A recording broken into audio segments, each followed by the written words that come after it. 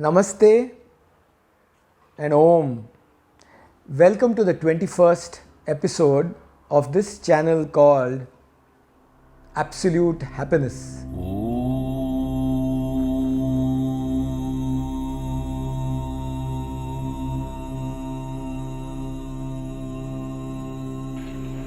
Today, the topic that we will share and discuss is called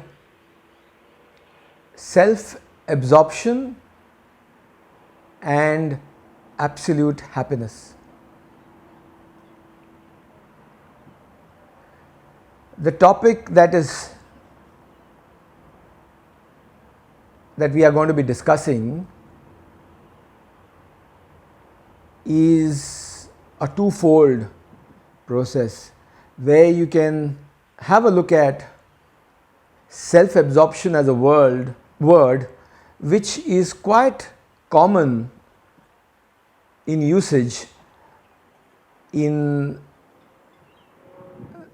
the world that we know of when we talk about psychology, because within psychology the term self-absorption refers to the body, the mind and the intellect. We'll see how it is. The feeling that an individual body, mind, intellect considers is generally, it's always I am doing this, I am doing that. So when that notion is there that I am doing it, it is in reference to that body, that mind, that intellect. Let us see how this concept of this body, mind, intellect functions, because it's been said that there are 5 sheaths, 5 coverings that comprise this body, this mind, this intellect. They're called the Panchakoshas. Panchakoshas means 5 sheaths, coverings. So the first covering, the sheath, the koshas, first kosha is called Annamaya Kosha. Annamaya Kosha means, Anna means food. So the food that is being taken in and absorbed within the body helps the body to grow. And one can see that from childhood onwards, that food intake has helped the body to grow from a very young age right up to the time the body falls away. So the formation of that Annamaya Kosha body is due to the intake of the food. So it is very important the type of intake that we take in from a gross perspective, the food that is being taken in. So that is why they consider all the goodness value of what is being eaten, the do's and the don'ts of what is sattvic, as they call it, what foods are rajasic, what are tamasic. So sattvic is more subtle. It helps you to grow and your mind to not be that strong, the body to be more tough, to be able to encounter and grow on the spiritual path. Rajas makes the mind waver too much, and tamas makes it slothy, sleepless, kind of go into a sleep mode. To try and avoid these two and become more sattvic, the food intake is very critical and very important. The next kosha they talk about is the Pranamaya Kosha, and prana is essentially the life force, the cosmic life force that is functioning through the body, mind, intellect in the form of breath. So this prana that is flowing through this body, mind, and rejuvenating the body with the circulation of this breath is called the prana. That's one kosha they talk about. The third one is the manomaya kosha, the mind. And the mind consists of thoughts, accumulation of thoughts. And it is very important, very critical that the intake that is taken in the mind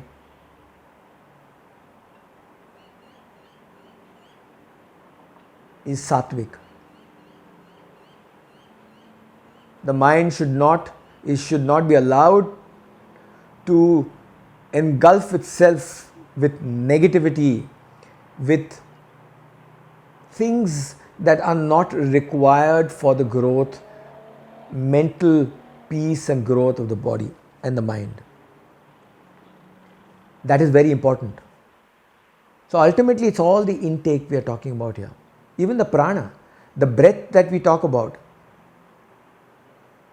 In yoga, they talk about breath as being, pranayama is there, which helps you to, regularize the breath going in and the breath going out. Same with the mind. You've got to ensure when the body, the mind, the intellect considers oneself as I, me, myself, it is very important that the intake of whether it be food or whether it be the breath control or whether it be the mental thoughts, one has to ensure that the right kind of intake takes place. The third was the manomaya kosh. The fourth is called vijnanamaya kosh, which references the intellect. And the intellect, in terminology that we normally use in India, they call it discrimination, but in the Western world, discrimination, the word could be misrepresented. So the other alternative word is discernment. To discern between what is right, what is wrong, what is good, what is bad. So the discerning factor, the contradistinction between good, bad, right, wrong. That's the intellect that is being made use of. And then the last kosha, the fifth kosha, is called Anandamaya kosha, which is the body of bliss. So when the purification takes place on all the four levels, the Annamaya kosha, the Pranamaya kosha, the Manomaya kosha, the Vijnanamaya kosha, then you have what is called the Anandamaya kosha, the sheath, the body of bliss. It is still within the framework of the body, mind, intellect, mind you.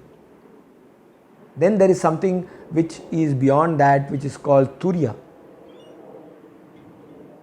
which is they call it a state, but it's basically a stateless state.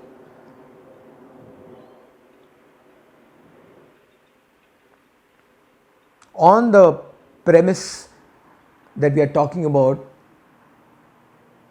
comes in the factor of, and everything surrounding this is based on the fact that an individual considers himself or herself as I, me, myself, the body, mind, intellect.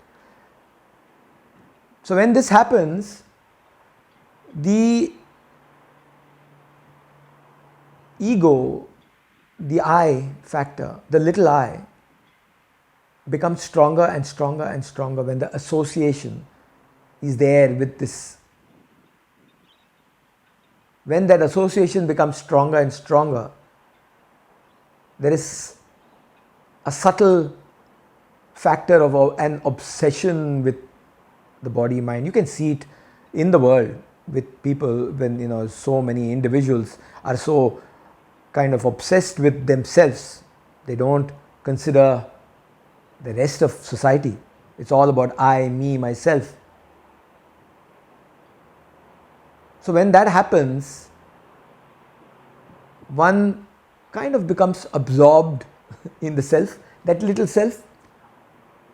And so in psychology, that's called self-obsession, self-absorption. So you absorb yourself into that self, that little I, and you are in that whirlpool of I, me, myself. One cannot, that body, mind, intellect cannot think beyond that. And then one wallows in the pool of self-pity and honors oneself on the little glories of life that they achieve, which are temporary anyway. And then throws in a lot of fabrication of the future, this, that, imaginary future, and then is caught up in that same whirlpool. So this whole discussion, this whole sharing is about self-absorption from the perspective of the higher self, that absolute self. And that absolute self, which you even now already are, that self. It's only the wrong notion, the wrong association that causes the little I and the little self to appear. You are that totality of consciousness, even as this is being spoken and shared. And that self is, as it were, trying to absorb that notional I into itself.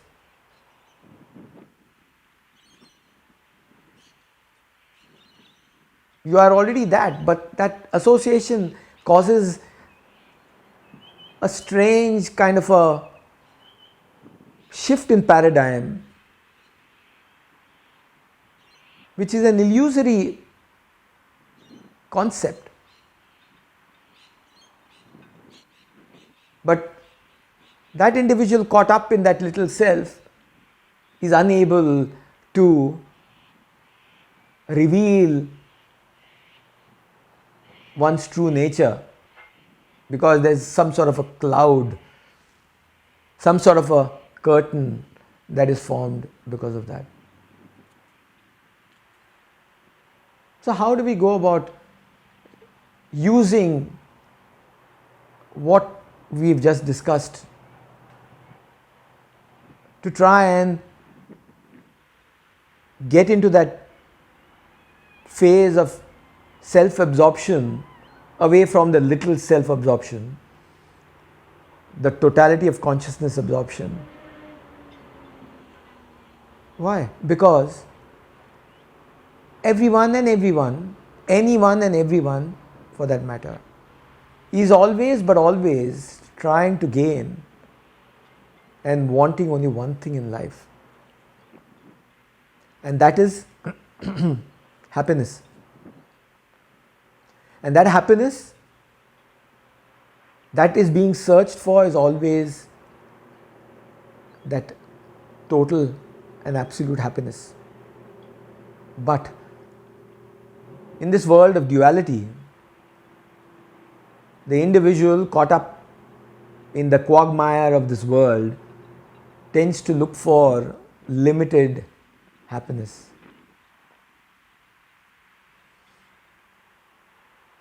Thinking that that will be a permanent happiness. But never, because every time a desire arises and that desire is satisfied, there is some sort of a little happiness that takes place for a short period of time before it is superimposed by another desire that comes into play. When this happens, it forms a churn, and all the time desire mounts upon one upon the other. Temporary happiness comes into play, goes away, and life goes on.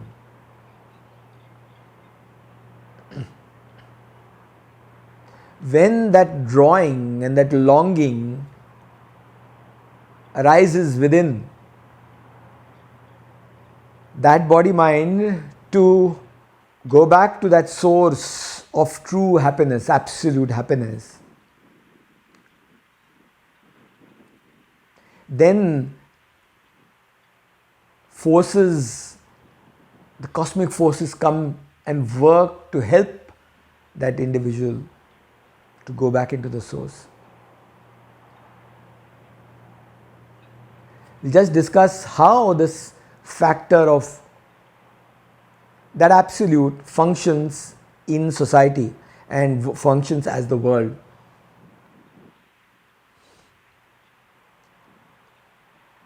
An example is electricity flowing through a system, a wire. You've got electricity flowing in, and that electricity will just flow in until and unless, in its potential form, it will keep flowing until and unless there is a resistance in the way, which then can express itself in the form of light through a lamp, through the whirling of the blades of a fan, or through the whirring of the motor. It all depends on the instrument that is placed as a resistance in its path. The expression then comes out as this world, as duality. Similarly, that absolute expresses itself, and by the way, the word Om, it sounds very good, but in electrical terminology, the word Om is used for resistance. OHM. It's called Ohm's law, and Ohm's law stipulates V for victory, V is equal to, which stands for volts, V is equal to IR, or V is equal to AR. V represents voltage, which is the potential, that absolute potential, is equal to IR. I is the absolute I, which is that totality of consciousness, representing itself through the resistance of Om, through the sound of Om. When IR is placed in its path, so V is equal to IR, or V is equal to AR, absolute, and the resistance. So when the functionality of the absolute comes in contact with the resistance of Om, it expresses itself as that potential in duality.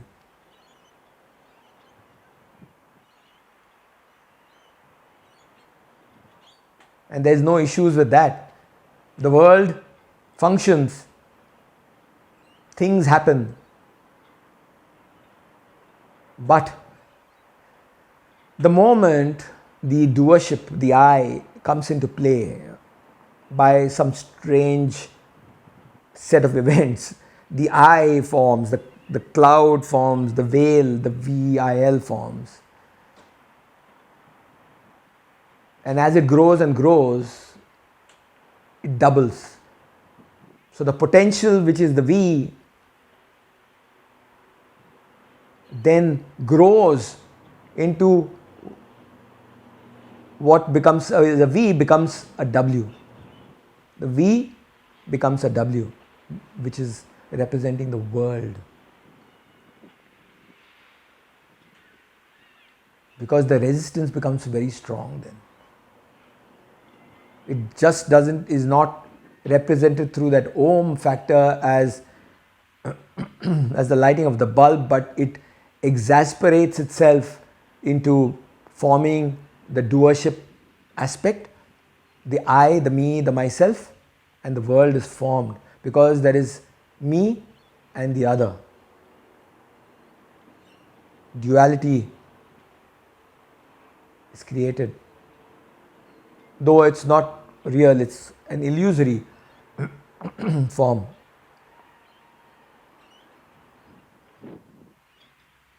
Mind you, just keep in mind that there is nothing wrong with the world per se, the world itself, because when the representation of that absolute functions through the resistance of Om,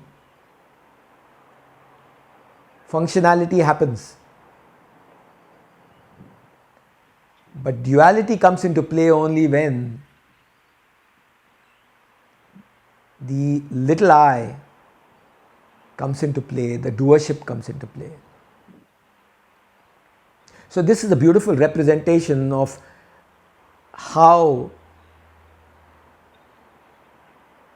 there is no issue with the world itself. It is only the creation of that, false creation of that I, that causes duality to function. Otherwise, functionality in totality happens as it should.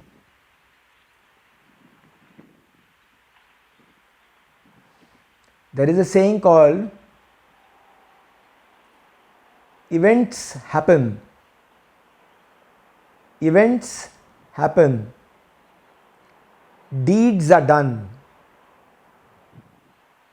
But there is no individual thereof.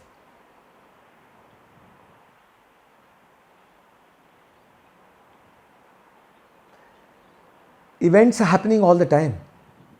There is no issue because the functionality of that totality represented through the resistance of Om comes up as an event.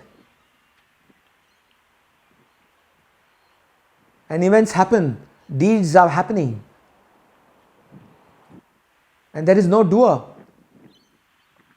until such time the doership happens. When the doership happens, it gets converted, the event as it were, gets converted into an experience.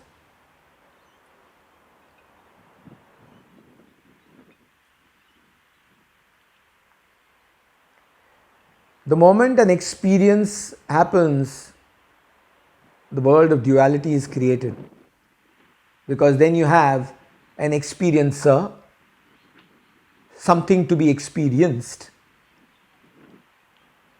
and experiencing.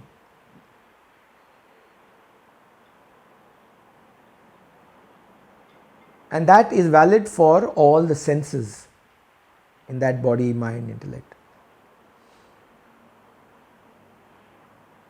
Whether it is for hearing, speaking, seeing, the seer, seen, and seeing, and so on and so forth for all the senses and the sense organs.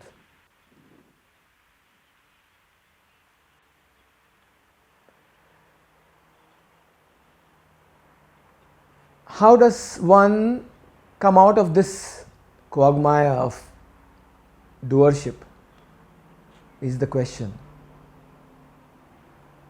All the scriptures, all the saints and sages across millennia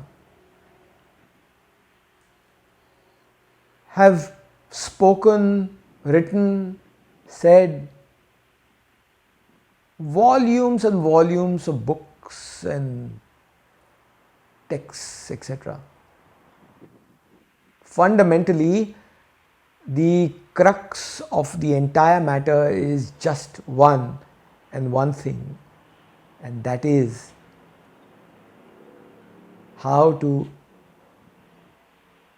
remove or drop away that false sense of I, the false sense of ego, and get absorbed, as it were, into that totality self.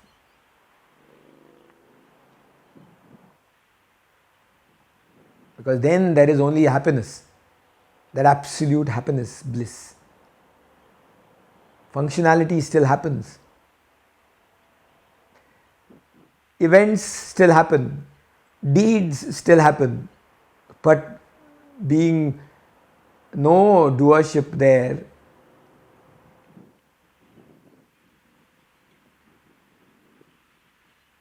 there is just a flow of love and cosmic love. There are many methods enumerated in the scriptures. Many methods are enumerated. You have, in the Indian background, you have so many texts which talk about various paths. They are only tools, mind you, but they are paths which one can utilize to help in the removal of the ego, of the I.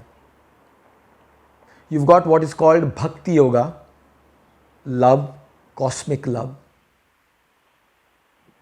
That's yoga, which is union. Yoga means union.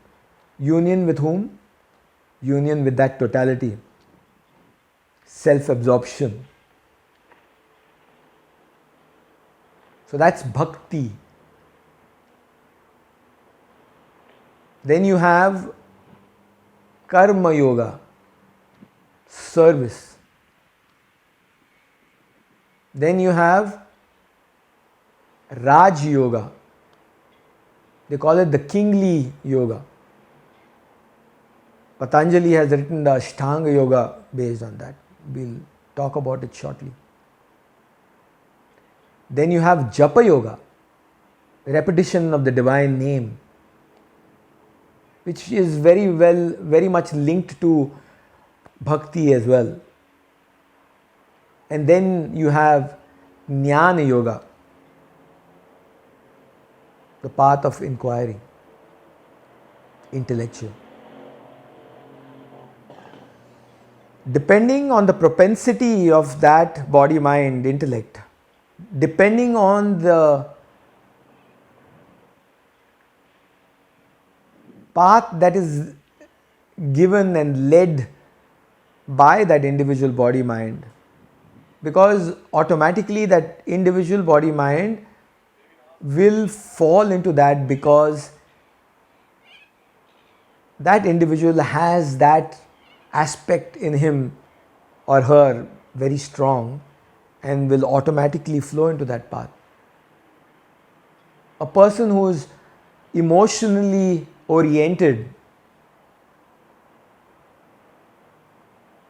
would gravitate towards bhakti yoga, because bhakti yoga and japa yoga, draw that individual to bring in that cosmic love into force, and that expression of that cosmic love should be in society the same way. So what happens is, in bhakti, one drops away that ego at the feet, at the lotus feet of that his Lord, his God, his Guru, at the feet of Ramana Maharshi or his own Guru or her Guru. Doesn't matter. But it's the offering. Essentially, what is there to offer? It's only a notion anyway. But that false sense of I is still there. So, it is offered at that feet. When that offering happens,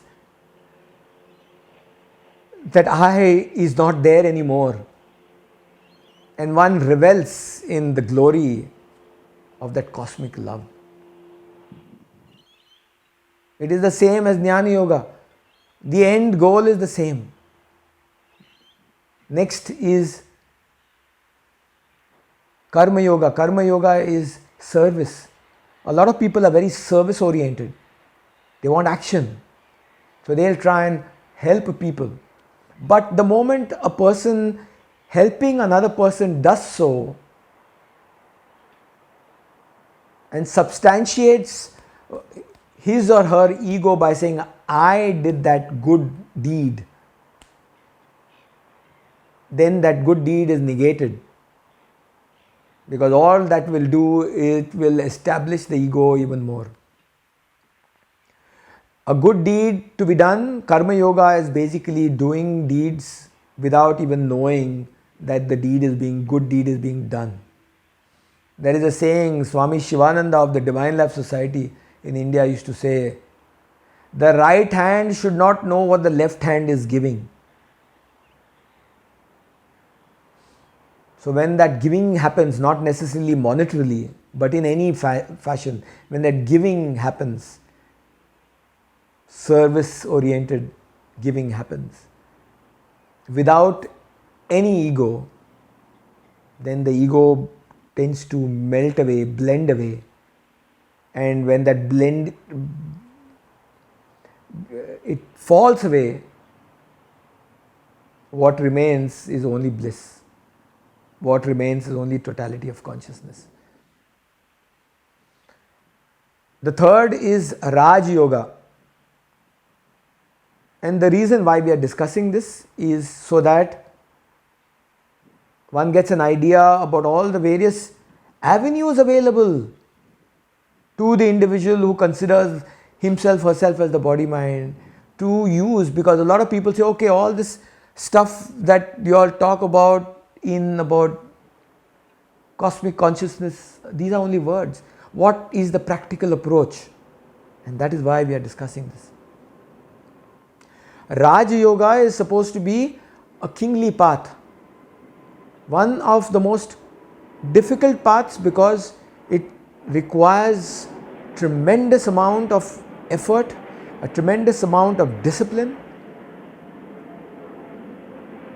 And it was written thousands of years ago, more than 2,500, 3,000 years ago by a sage called Patanjali.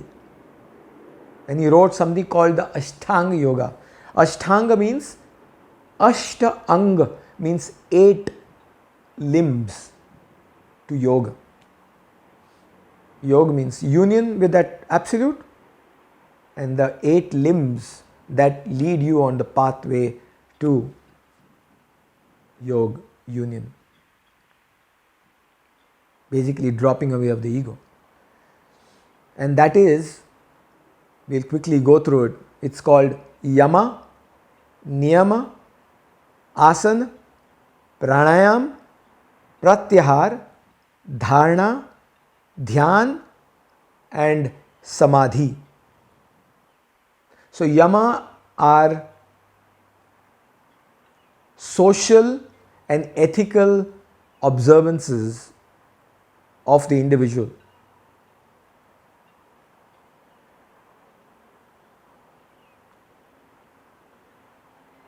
Niyama are the personal goal levels, so cleanliness, etc. We'll go quickly into the details, which is Yama has 5 goals to be met, observances to be kept. Ahimsa, Satya, Asteya, Brahmacharya and Aparigraha. Ahimsa means non-violence. Non-violence in thought, word and deed. Going into the further details would take up too much of our discussion points here. So we'll quickly go through this. So ahimsa is non-violence in thought, word and deed. Satya means truth. always speaking the truth, avoiding anything that is untruth, remaining on the truthful path. Ahimsa, Satya, Asteya. Asteya is non-stealing. Brahmacharya. Brahmacharya means control of the senses, control of all the aspects. People talk about brahmacharya more from the aspect of control of the sexual orientation. It is not just that, it is control of all the senses, brahmacharya. And then aparigraha is non-covetousness, non-accumulation, non-hoarding. These are more social observances, which are very ethical observances that require to be met. That's yama. Niyama, there are 5 more. Saucha, Santosha,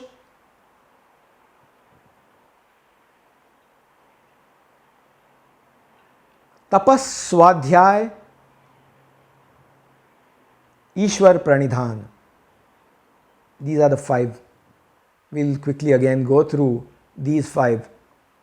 Saucha means cleanliness. That's a personal observance. Cleanliness.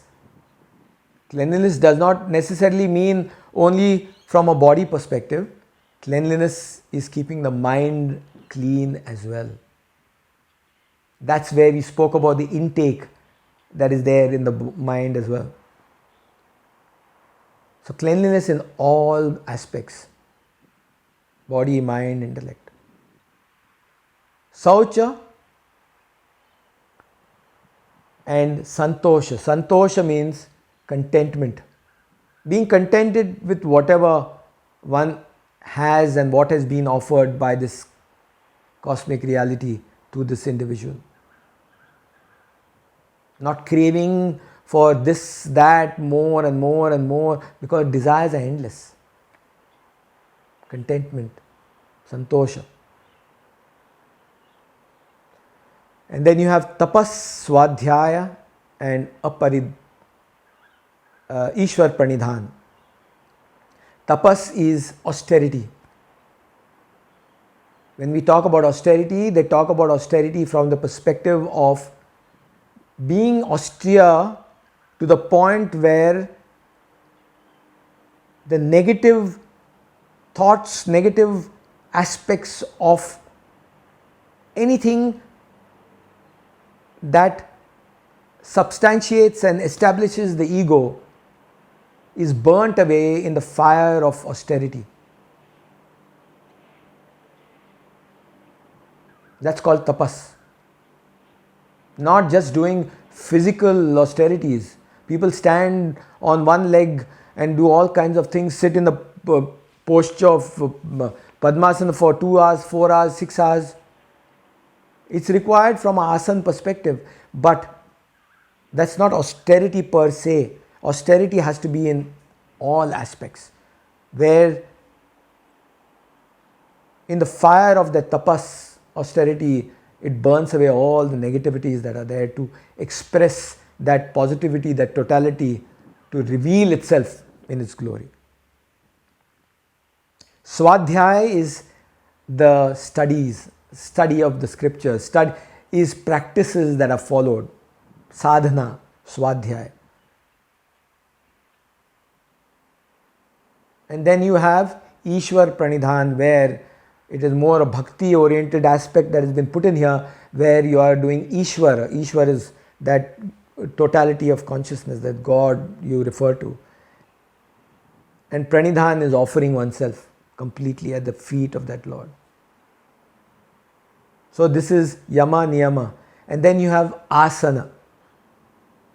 Asana means posture. The body has to be kept stable. It is very important because when the body is stable, it has a reciprocal effect on the mind as well. when the body is chanchal, when the body is in a state of flux all the time, the mind also similarly gets affected. So they call it asana, yoga asana. So there are many asanas that have been enumerated to keep that body steady. So when yogic exercises are done, asanas are done, one should do it in a manner that keeps the body in a state of stillness in that particular pose for a certain period of time. That tones up the body and the mind. Then you have pranayama. Pranayama is the life force coursing through the body, and you regulate the breath. And you have various exercises to try and make the breath steady. You can see the effect in life where in the world an individual is in fear or afraid. The breath becomes very strong.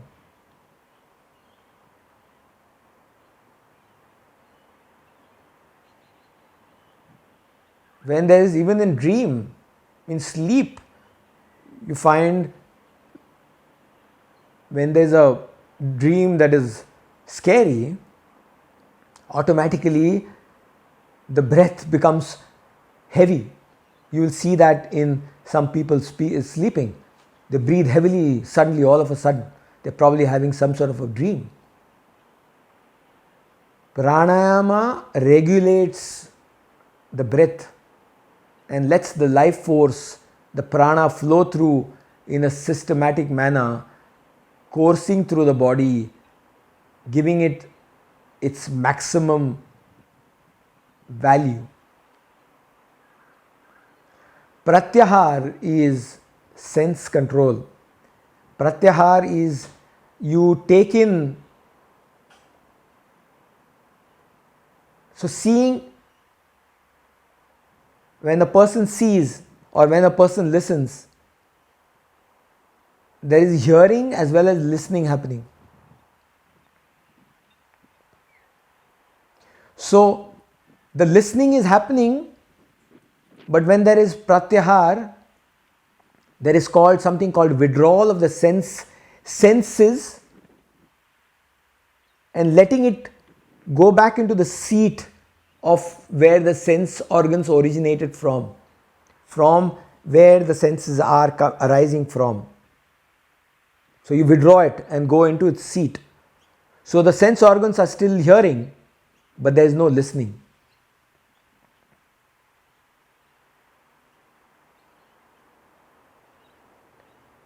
So the sight is there, but there is no seeing. That happens many a time when one is engrossed in thought. Eyes are open, but the sight in front is not to be seen. One can experience that even as you don't have to talk about it from in a yogic perspective.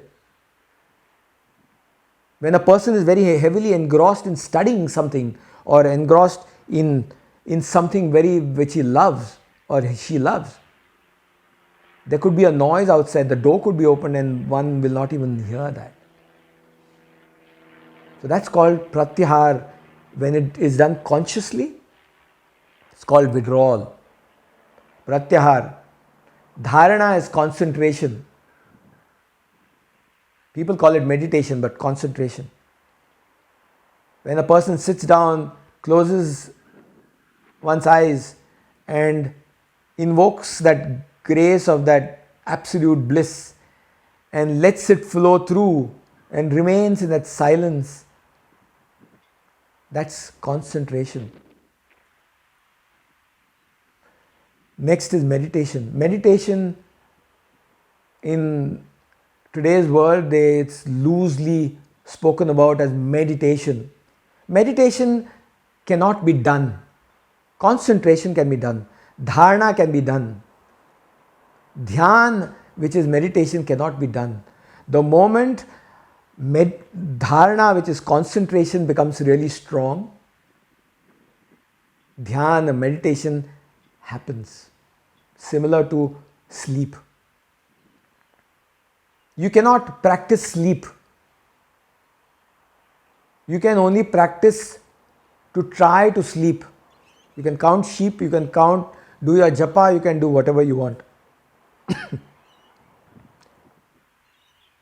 When the time comes, sleep happens. You cannot do sleep. Similarly, you cannot do meditation. You can do concentration. Meditation happens. Dharana, dhyana, and then you have what you call as samadhi. Samadhi in Ashtanga Yoga represents that oneness with totality, oneness with absolute bliss. So this is Raj Yoga. And then you have Jnana Yoga, the fourth yoga, which Ramana Maharshi, the great sage from Tiruvannamalai, has given beautiful pointers on how to go through and inquire as to who am I. One considers oneself as this body, mind, intellect, but are we truly that? Where from does that I come from? Is the question. So when that inquiry happens, it goes deeper and deeper and deeper.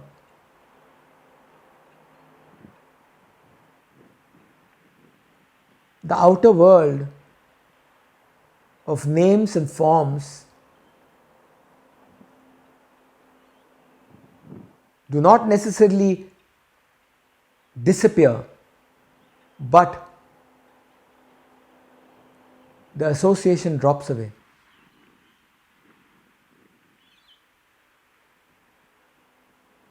When there is the I and the other, the world is there. When the inquiry takes place within and the mind is withdrawn within, it goes back straight to the source from where that I arose.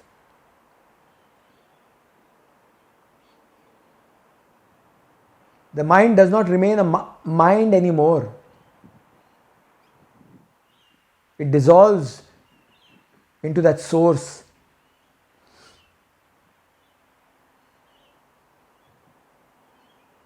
And the revelation of truth as absolute bliss, absolute happiness springs forth because it was already there. The false covering drops away. That's Jnana Yoga. So when these yogas have all been provided to us, people say, but how to practice? How do we go through all this? It's too hard. Then that individual requires to have one very, very important criteria, which is a prerequisite, which is the longing. It's called mumukshatva. It's called longing, the desire to find that source from where that I arose. People then say, what do you mean? The desire is a desire. Yes. Better to have a desire for desirelessness, because that is the highest desire. Why look for small trinklets of desire which are fleeting, which come and which go, give you temporary happiness? Desire for that highest desire, to be desireless, to be one with that cosmic absolute reality.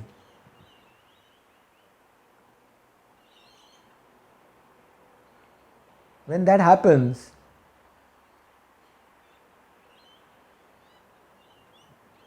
the entire cosmos converges together, as it were, to invoke the inner Guru, which is already seated there in the core of the heart from where the I arose. The Guru. The word Guru means a remover of darkness, remover of ignorance, bringing the light of consciousness.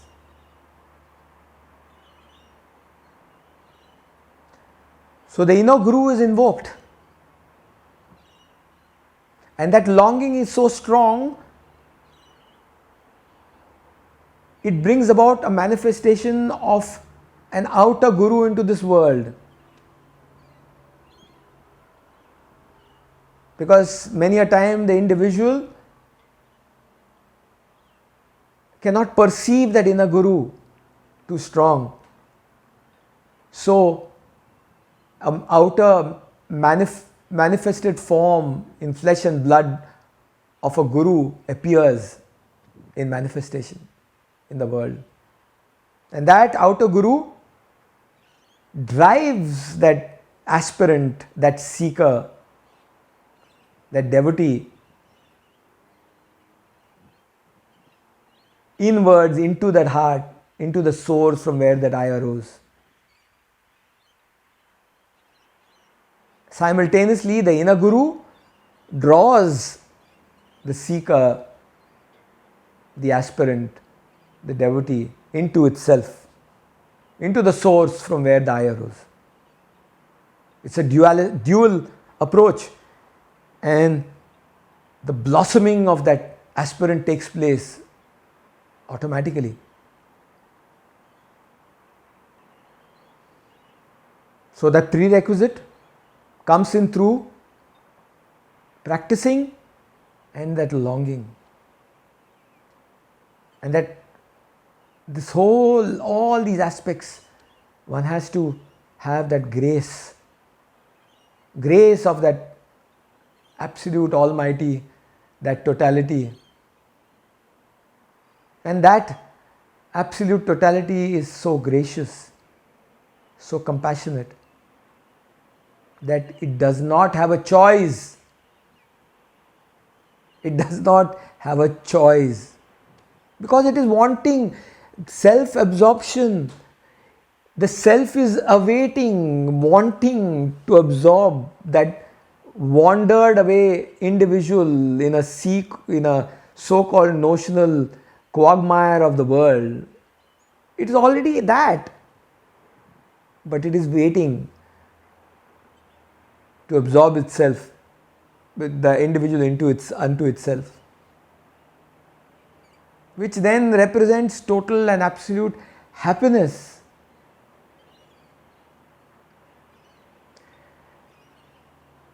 That is the path.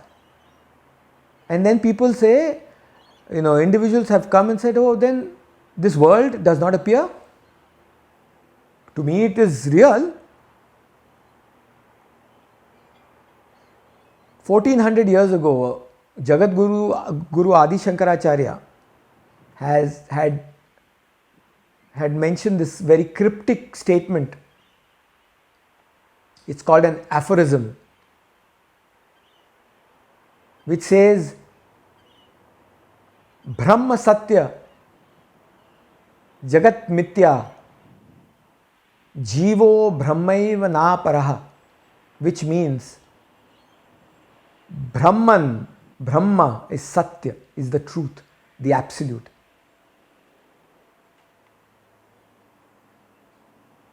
Jagat Mithya. This world is an illusion. And then he goes on to say two contradictory statements, and then he goes on to say, Jivo Brahmaiva na para. The individual and the totality are not different. The changeless and the changing are not different, they are the same. And that is what we discussed a few minutes ago in regards to the totality as that potential V expressing itself as the absolute through the resistance of Om in this manifestation. That is the truth. So the world is not, you cannot say the world is non-existent.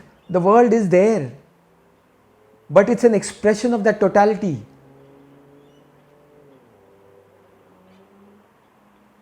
The only issue is the association, the doership, I, which causes all the swinging of the pendulum.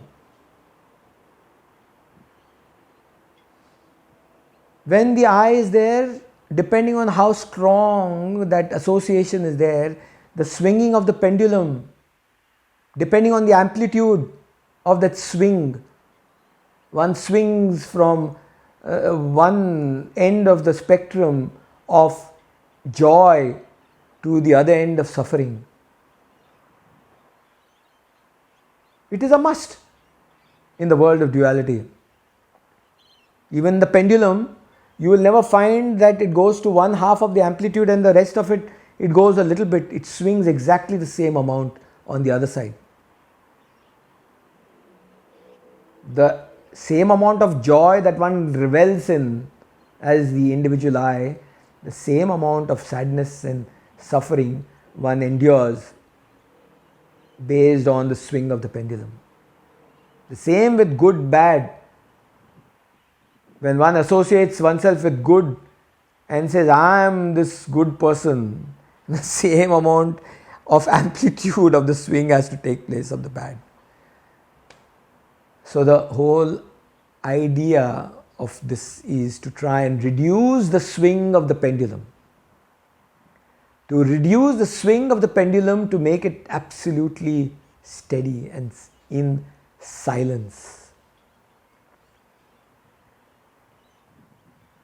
The lesser the swing, the more the steadiness of the mind, the body, intellect, and one remains in true pure silence.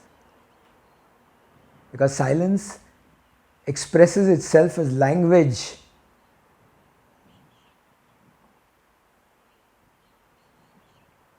Reiterating this fact, silence as that absolute expresses, that pure potential expresses itself in a dynamic manner through the absolute, through the resistance of sound, which is Om.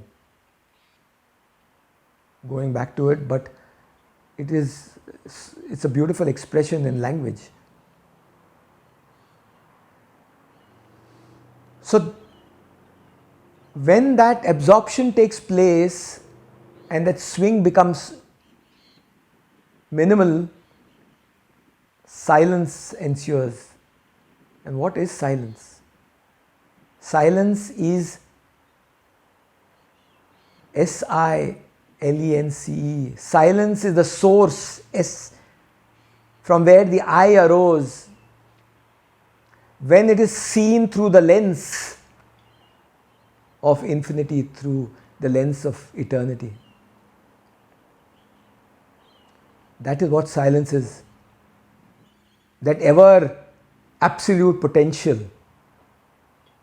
representing itself as the dynamic force in this world, this nature.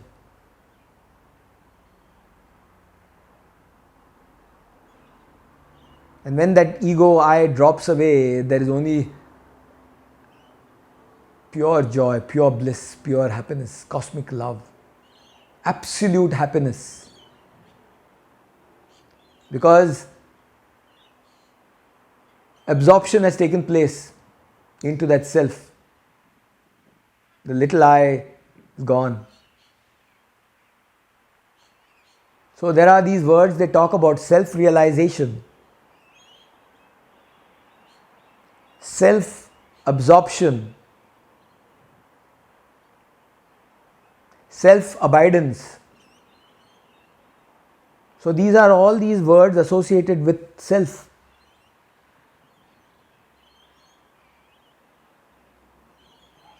So all these three words, self remains constant because self is that potential, pure potential. When these words are associated, it is within the framework of manifestation, because one wants to abide, one wants to realize, one wants to get absorbed, because the I is still there.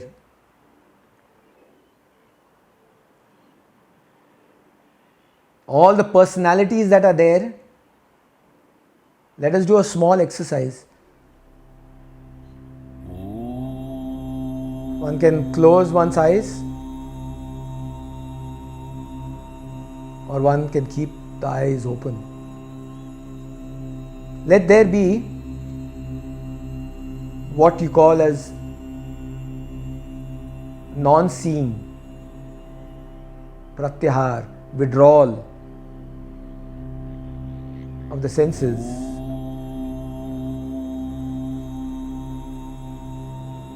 There is only the I am that remains, and that is the truth. No one has to tell a person I am. No one keeps telling oneself I am, reminding oneself I am. That individual knows that I am. That is the substratum, the fundamental, based on which all the added personalities are included on. You have I am a father, I am a mother, I am a son, I am a daughter, I am a teacher, I am a doctor, I am an engineer. All these personalities are added on the bedrock of I am.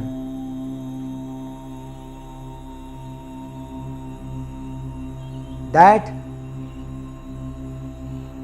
through the process of removal of that I, that doership, when abidance takes place, realization takes place, absorption takes place, all that remains is the pure, absolute self.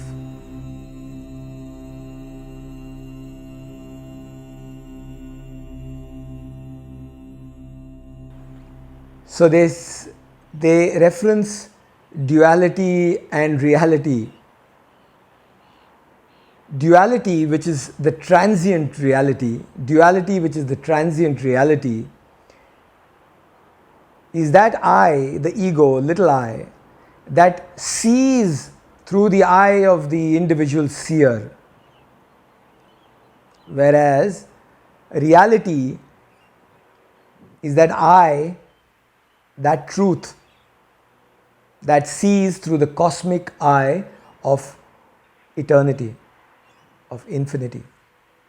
Basically, all there is pure awareness that I am. Conscious awareness is something we reference.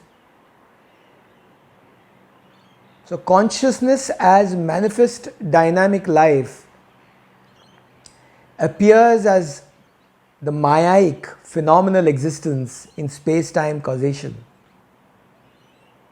Pure awareness as unmanifest eternal potential is ever present as knowingness in infinite presence. So essentially, what we are referencing is pure awareness as it is, because all there is pure awareness, nothing else. Just be. There is nothing to become. There is no becoming. Just be, because there is only and pure awareness. An aspirant had gone and met Ramana Maharshi and asked him, why has this cosmic reality, that absolute consciousness, why has it made it so difficult for an individual to realize one's true nature? Raman Maharshi laughed when he said, what do you do? Day in and day out you keep saying I. You are actually referencing that I, that absolute self. But you are associating yourself with that limited I, individual self. Who is to stop you? Who can prevent you from getting caught up in that quagmire? When you already are that I, that totality of consciousness. Realize that. When that clarity of vision becomes absolutely clear, all the wrong notions drop away.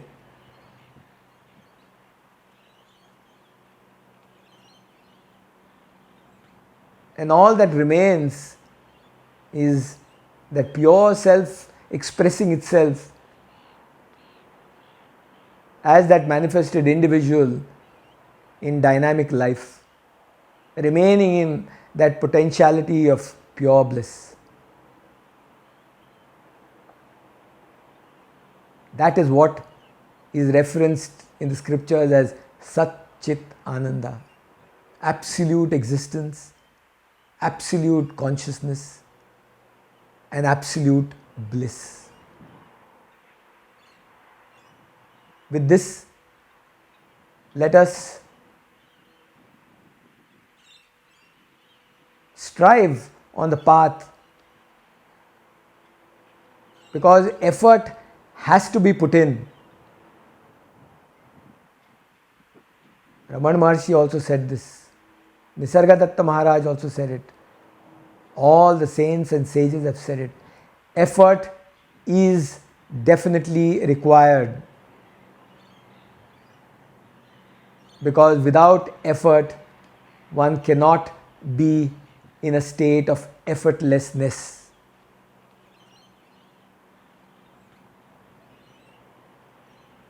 Let that clarity of vision dawn upon all seekers through that longing and that grace that is ever present, ever existent.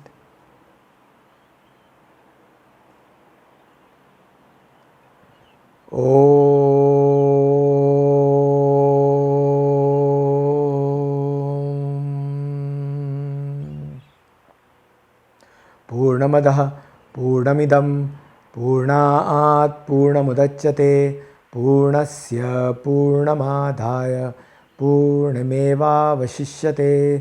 Om Shanti Shanti Shanti.